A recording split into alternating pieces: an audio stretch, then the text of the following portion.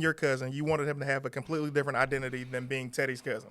Yeah, you're like, I wanted him to get his own clout, get his own weight up, get his own whatever. Just really, I told him before, I was like, you just gotta love it, bro. Yeah. You gotta it gotta be a passion. I can't give you this passion that I got. Like I can give you all the opportunities in the world, but let's say I get a movie and then you come on my movie and then you bomb. Or you haven't been working on your craft this whole time, and I just wanted him to have that chance to develop the love that I got. Smart. So it worked, and I'm proud of him because he's ripping. Like he gets all his shit on his own. Yeah, man. And that brings me to talking about Brent Taylor roast me. Let's talk about roast me. Why do I no longer see Teddy a part of roast me? It was just a thing business wise. It's always Gotcha. Business wise. It wasn't like, oh, I hate the show. Yeah. I hate talking about niggas and shit like that. Well, at the time, I did kind of feel I think we had just shot hella episodes of Teddy vs. Doughboy. And, my brain was warped on just too talking. much at one time. Yeah. So then I was just that plus the business. It was just a lot, just a combination piece. But, shout out to Roast Me. I wish them nothing but success. Pass the torch on to Brandon, which is the homie who low-key passed me a torch. Brandon saw me at my second open mic I ever did. And then kind of like big brother me. He was like, all right, this is what I see what you're doing. Yep. This is the route that we going. And I'll forever be grateful for moments like that because I can't get that back. You know what I'm saying? Like it's the journey. It's the journey. I remember meeting Brandon at some hood bitch house. I don't know how Brandon knew this lady. It was me. You remember Ezel? Of course. I was just about to bring Ezel up at Ramona's. Yeah, Ramona's son. Ramona's son. So it was me, Brandon, this hood bitch, Ezel, and we did an open mic in this hood bitch living room. And, I think that was, my third show I ever did. My third mic. And I was just like, this is weird. What are we doing? The TV on? What the fuck? This ain't... And Brandon was like, no, go. So, I appreciate people like him that just always encourage me and push me to just shoot and go for it. Because that's kind of what it takes to make it out here. Yes, man. You can't just be reserved and, I'm going to think about whatever. Think about what you're going to do, but then always try to execute. Yes. So shout out to Brandon, man. I love Brandon, man. Brandon, thing about Brandon Lewis, he comes to L.A. I meet him with Ezel. I had known Ezel first because Brandon wasn't here yet, and then he found somebody his own age. They hanging out. Right. I'm like, great. Then Ezel moves back home, and I'm like, that was our first clip. That was my first comedy clip. I was like, oh, you know what I mean? Right. Damn, because I hate to see people come to the city and then go back home because I know from being out here so long, they're not coming back. Something's going to stop them. They're either going to have a baby or they're going to get a job and then have a baby or end up getting somebody and just stuck together. And I was just like, man, great kid. And then Brandon, I remember going up to Brandon and saying, you staying?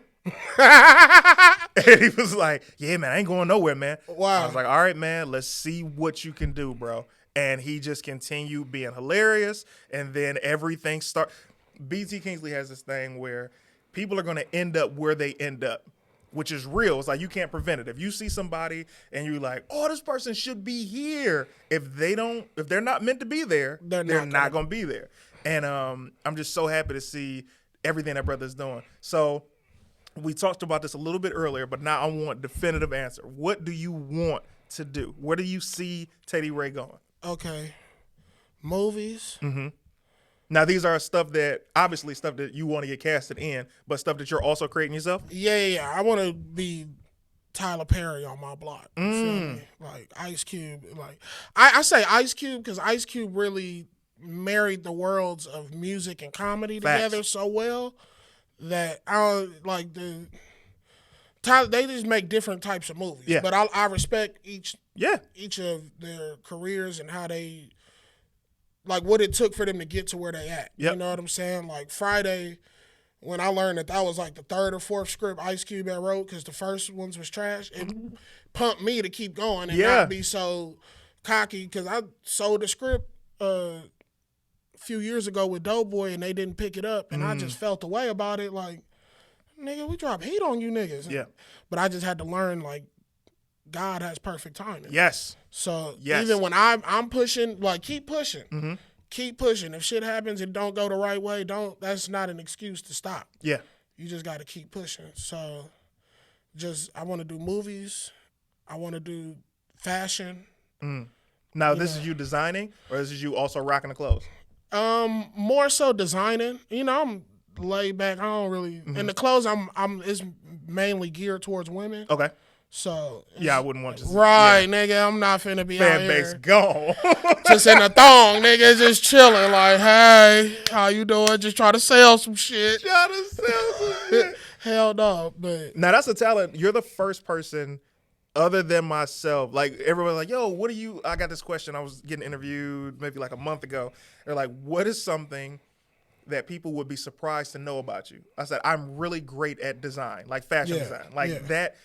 It's a passion of mine for the stuff that I get to wear, from everywhere from designing a logo to placement on any type of clothing garment and stuff for women as well. Like I just enjoy that. I did not know that about you. Yeah, I like styling. Like a lot of I ain't gonna front, but a lot of the girls I mess with, they get extra sauced up when they leave. They get sauced up. Cause I be telling them they be dressing bunk as fuck, and I'll be like, "Come on, shorty, you cute, but damn, like, this what you stepping out in." So bunked up. I'll piece them together, and then they'll see how it go. And I'll be like, "Yeah, you feel me?" But so now, dog, do you have a portfolio of stuff?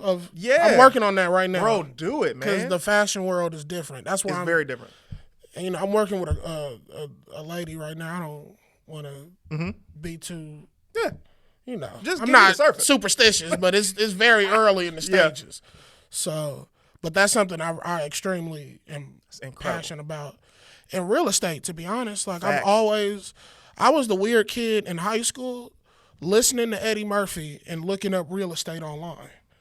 That's like real. I don't know, like God is just I don't know how he lined that up, like for me to just even have those interests and put that together. But that's kind of where I want life to go. Like I want to do comedy, buy properties, apartment complexes, building plazas, all of that. Like I really want to put together like a real estate monster. Man, when you talk about beginning stages, let me tell you how early in the stages of real estate I am. I am in the, okay, I got a number to a management company. Let me try and find some property. Like that's incredible. To go back to the family room, what did you get out of doing it? And now you can always go anywhere you want because you're from here. Can Teddy Ray now go back there?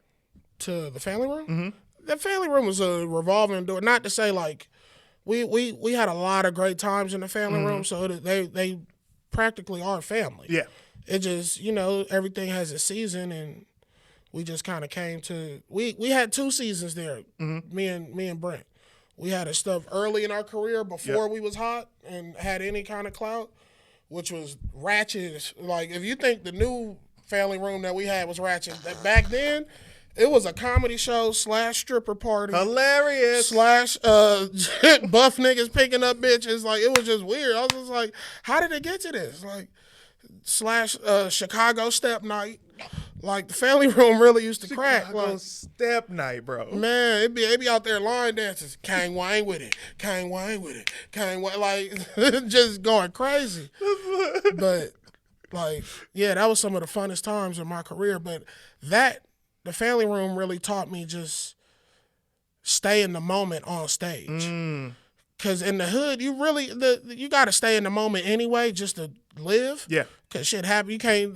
I'm an aloof nigga. I got a whooping one time for hugging a tree, and I was tripping. I was like, "Mama, why are you whooping me for being cool with nature?" Like aloof, bro. She was telling me we stay in Compton. You can't just be over here hugging trees, nigga. Niggas is bloods over here. Niggas is at war. That corner could get shot up at any point. You just over there hugging it. Like I didn't think like that. I was just like aloof. But it made me who I am. That's a blessing. That's how my spirit is, how it is. But no, it's just the family room really taught me just stay in the moment, stay present, and And just I don't know, it just gave me swagger. Like it gave me confidence because it was like if I can really make these people laugh, who like when you do hood rooms like these niggas, they worse than white people with the uppityness. Like make me laugh. Yeah, like, nigga, make me a drink, nigga. Like I'm not a monkey. I'm not just about to be up here. Yeah, they want you to tickle them. So once I learned how to do that, because it was like having jokes is one thing, but rocking a show is a completely different thing. Like, sometimes your jokes ain't gonna work every night. No. And just to be able to roll off and say something, address the crowd, address this lady walking to the bathroom, something just to have something, it just taught me how to. I remember being on stage. I'll never forget this. I was bombing hard at the family room. I was supposed to be doing the pre-show. And I didn't have nobody to bring up. So I basically had to do the whole pre-show. I had to be the whole pre-show by my 30 minutes or so before the show even actually started. I'm just up there bombing, and Roz is like, nigga, talk about, you know Roz, she with the voice. Nigga, talk about this, talk about that. And she just yelling. I was like, shut your ass. So I got on her head, and she was like, yeah. But I was just like, okay, just keep it going. Talk about something. Because, these people are in here. Yeah, man. And if you're not, then you're going to lose their attention. And it's material ain't always the way. But that's such a... only the great comedians can navigate when and when not to do material. I think a lot of people either depend too heavily on one or the other. And it's like, there's a balance. Like, if you're in the middle... I know at this point, if I'm in the middle of a joke... And by how they're listening to what I'm saying, I'm like, I got to get out this joke and get straight to the moment. Right. And then you'll be like, all right, I'm going to just be in the moment. And I'm in the moment. I'm like, oh, they want to hear material. And it's like, you got to switch it. But to be able to have that, there should never be a reason that you bomb unless something is out of your control. Right. Because if you're listening to the audience, you have control over whatever can happen next. If you're bombing, you can acknowledge you bombing and start getting them laughing and back on your side. That's the best way to get a laugh back. It's just like, oh, you niggas ain't. Y'all not feeling none of this. Y'all retired from laughing. I see this. This is crazy. Y'all get a check to not laugh. Woo! This is a motherfucker in here. But yeah, it's and it's crazy too. Just finding yourself. I feel like comedy does a lot with that too. Not to say I knew who I was before comedy, but now I'm really self-aware about how I feel, fears, things that make me happy, just a whole skew of things that I wasn't. I just either didn't care before. Or I was just aloof. Like, whatever, aloof. Right. How old are you now? 29. Bro, so this is 10 years for you now. About to be in April. So I started 18. I'm 15 years in now. So it's like Shout out to us for getting figuring it out early. I'm thankful for that. I used to be like, man, I wish I started early. Man, I started glad. At 16, 15. Man, if I'd have started at 12, I would be man, bro. This nigga want to be in the 7th grade. Like, you know what I don't like about apple juice? You got to put the straw through the foil. What if it's some foil in the juice? No, I'm sipping foil. Ain't that crazy? You know what I love about that act out? You tapped it in. I love when comics tap the mic. They think, that's like a da-da to them. They think that just adds to the job. What the mic, bro? Look, I'm so glad to have started early because now we're still young and it's like now veteran stuff and you get a chance to have your whole life and career ahead of you. What is coming up next for Teddy Ray? Just working on some projects. Me and Doughboy got a project that we working on. I got a podcast with Lewis Belt. Nice. Cali Kickback we do every week. Check it out. It's on YouTube, all the podcast platforms. Nice. Just writing a lot of these shows. I'm going to Tacoma next month. Y'all make sure you cop them tickets. Yeah, bro, just trying to work and stack it and keep it moving. Been auditioning a lot more. I always was weird about auditions because I'm bad with lines. You're more of a, if you turn the camera on me, I'm good. Right. Yeah. Like, and that don't work sometimes. No. With I was like, I done had killer auditions, and I was like, why didn't you call me back? Because you didn't read none of the lines.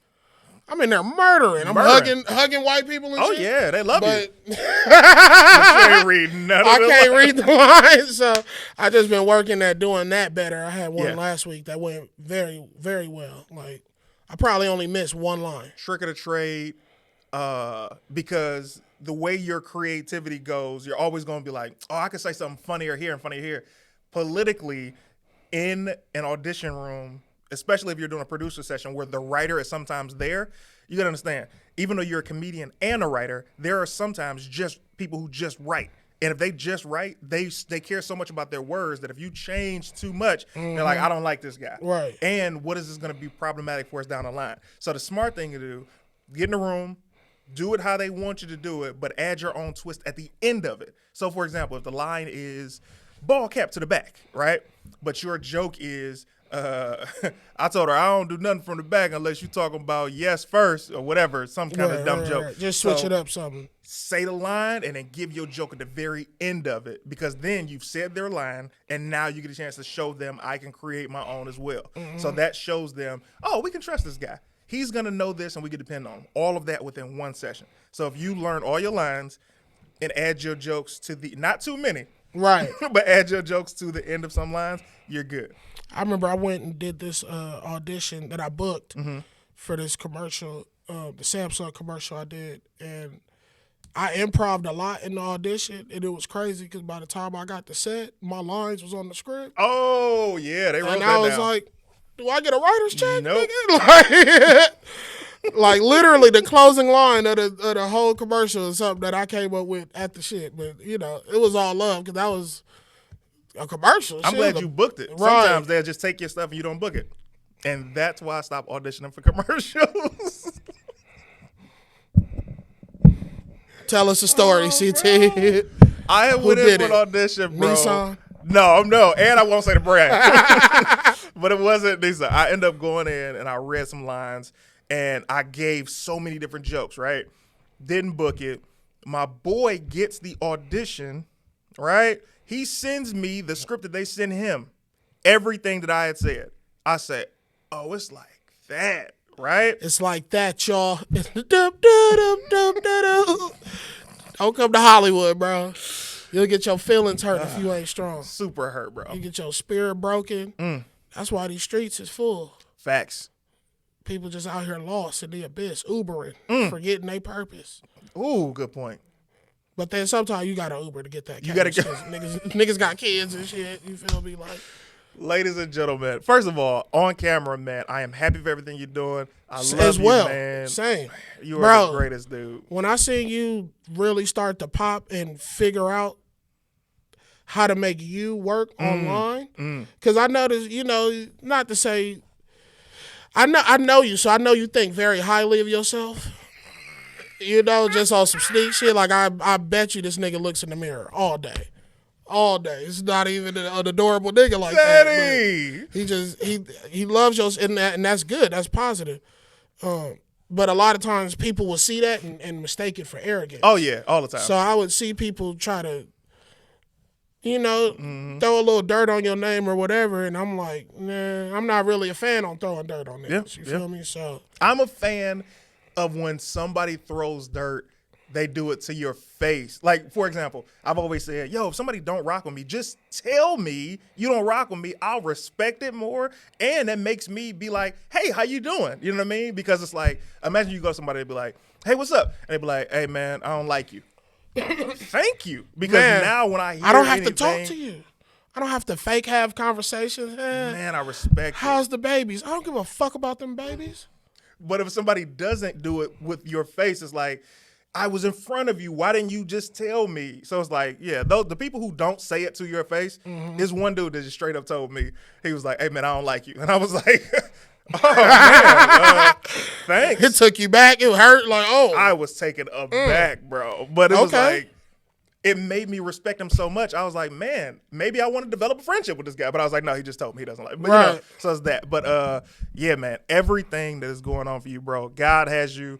You're continuously going to be even more successful than you can ever imagine. I promise you. You're a legendary Teddy Ray. I feel it, but it was just I had to take time to get my spirit right. You know, even in the middle of all of this Teddy Rayness, like I was feeling the type of way just in real life.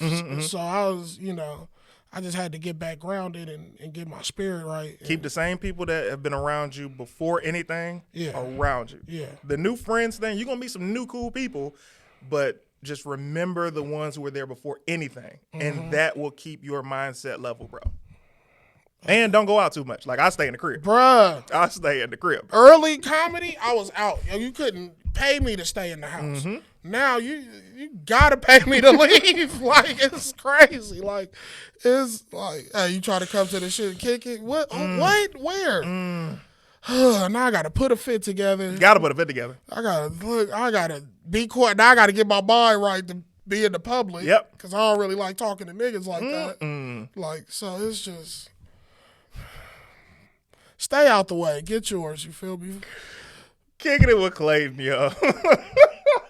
And we out here. Oh, Teddy, bro. You need to add the little kicking noise. What y'all?